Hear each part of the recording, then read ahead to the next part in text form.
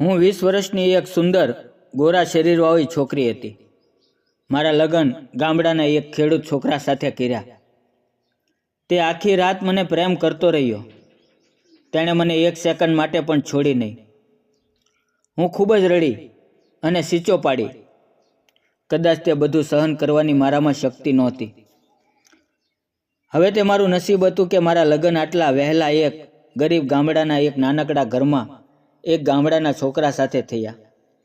આજે પણ જ્યારે હું આ વિશે વિચારું છું ત્યારે હું રડવા લાગું છું. મારો શું વાંક હતો કે આ બધું મારી સાથે થયું?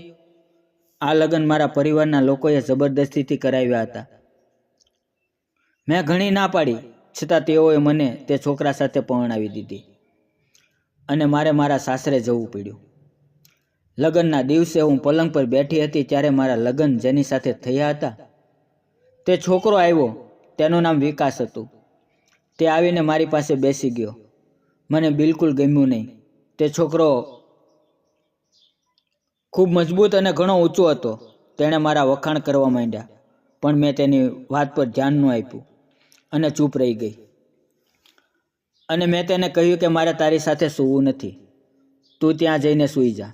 તે ચૂપચાપ ગયો અને જમીન પર પથારી કરીને સૂઈ ગયો. સવાર થઈ ત્યારે જોયું કે મારા પતિ વિકાસ ખેતરમાં કામ કરવા માટે નીકળી ગયા હતા અને હું ઘરે હતી. મેં ઘરે કામ કર્યું અને આ બધા કામ કરતાં સાંજ પડી ગઈ. વિકાસ પણ ખેતરથી પાછો ફર્યો. તે કાદવ અને પરસેવાથી લથપથ ઘરે આવ્યો. તેમાંથી ખૂબ જ દુર્ગંધ આવી રહી હતી.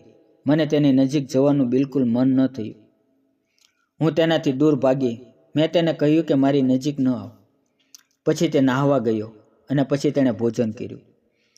અમે બંને સૂવા માટે રૂમમાં ગયા. તે પથારીમાં મારી નજીક આવવા લાગ્યો, પરંતુ મેં તેને ના પાડી. તેણે મારી વાત ન માની અને મારી સાથે બહુ જબરી કરવા લાગ્યો અને આખી રાત તેણે ગમે તેમ કર્યું. મારી સાથે તેની ઈચ્છા પૂરી કરી. તેણે મને એક સેકન્ડ માટે પણ ન છોડી. એવું લાગતું હતું કે જાણે તેણે જીવનમાં પહેલીવાર કોઈ છોકરીને જોઈ હોય. તેણે મારી સાથે ઘણા સમય સુધી આવું કર્યું, જેને કારણે મારે હોસ્પિટલમાં જવું પડ્યું. બધા કહેતા હતા કે જાનવરને પરી મળી ગઈ છે. એક દિવસ મેં વિકાસને સ્પષ્ટ કહ્યું, મને તારા માટે કોઈ પ્રેમ નથી. હું કોઈ બીજાને પ્રેમ કરું છું. આ બધું સાંભળીને તે ખૂબ જ દુઃખી થઈ ગયો અને મારાથી દૂર ચાલ્યો ગયો. પછી મેં તેને કહ્યું કે હું મારી કોલેજમાં ભણતા એક છોકરાને પ્રેમ કરું છું અને હું તેની સાથે લગ્ન કરવા માંગતી હતી, પરંતુ મારા પરિવારના સભ્યોએ જબરદસ્તીથી તારી સાથે મારા લગ્ન કર્યા. હવે હું તારાથી દૂર જવા માંગુ છું. હું તારી સાથે રહેવા નથી માંગતી. તમે મને છોડી દો. મારે અહીંયાથી તેની પાસે જવું છે. મેં વિકાસ પાસેથી ફોન માંગ્યો અને મારા બોયફ્રેન્ડને સાથે વાત કરીને તેની સાથે વાતો કરવા લાગી. આ બધું જોઈને વિકાસ નીચે જમીન પર સૂઈ ગયો અને હવે રોજ રાત આવું જ થવા લાગ્યું. આ બધું જોઈને તે ખૂબ જ દુઃખી થઈ ગયો હતો. ત્યાર પછી તે ક્યારેય મારી પાસે ન આવ્યો અને તેને મને ક્યારેય દબાણ ન કર્યું. એક દિવસ તેણે કહ્યું, મને લાગ્યું હતું કે તું નવી છે એટલે શરમાતી હશે, તેથી હું તારી નજીક આવ્યો, જેથી હું તને પ્રેમ કરી શકું અને તારી સાથે પ્રેમથી જીવી શકું. મને લાગ્યું કે બધું થોડા દિવસોમાં સારું થઈ જશે અને તું પણ મને પ્રેમ કરવા લાગીશ. પણ મને ખબર ન હતી કે તું કોઈ બીજાને પ્રેમ કરે છે. જો તે મને પહેલાં આ કહ્યું હોત તો મેં તને સ્પર્શ પણ ન કર્યો હોત. હું તને ઉદાસ જોઈ નથી શકતો, તેથી હું આજે જ મારા પરિવાર સાથે વાત કરીશ. જો તારે તેની સાથે રહેવું હોય તો ઠીક છે, હું તને તેના ઘરે મૂકી આવીશ. મેં તરત જ મારા બોયફ્રેન્ડને ફોન કર્યો અને તેને પૂછ્યું કે તું ક્યાં છો અને મને તારું સરનામું મોકલ, હું તારી પાસે આવું છું. હું વિકાસ સાથે તેના સરનામે ગઈ અને તે મને મારા બોયફ્રેન્ડના ઘરે મૂકી આવ્યો અને કહ્યું કે હું જલ્દી તને છૂટાછેડાના કાગળો મોકલી આપીશ. આજથી તું આઝાદ છે.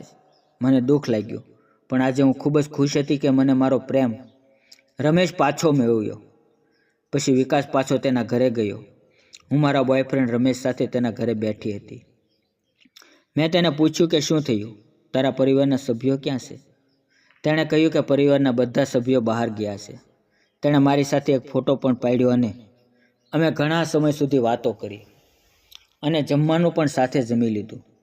થોડા સમય પછી તેણે મને કહ્યું કે હવે આપણે ફરવા માટે મુંબઈ જઈશું.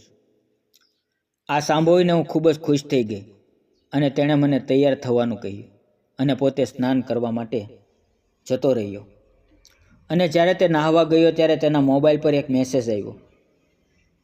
મેં મેસેજ ખોલીને વાંચ્યો તો હું ચોંકી ગઈ. તેમાં લખ્યું હતું કે છોકરી ખૂબ જ સુંદર છે અને સુંદર છે જે પૈસા તમે આ છોકરી માટે માંગો છો તે તમને મળી જશે. તરત જ છોકરીને લઈને મુંબઈ આવી જા. આ મેસેજ વાંચીને મને બહુ સમજાઈ ગયું કે હવે મારી સાથે શું થવાનું છે. મેં તરત જ મારી બેગ ઉપાડીને ત્યાંથી ભાગી ગઈ અને ત્યાંથી મારા સાસરે પહોંચી. મેં તરત જ વિકાસને આ બધી વાત કરી. આ બધી વાત સાંભળ્યા પછી પણ વિકાસે મને એક પણ વાર ના ન કહી અને ન તો તેણે મને કોઈ ઠપકો આપ્યો.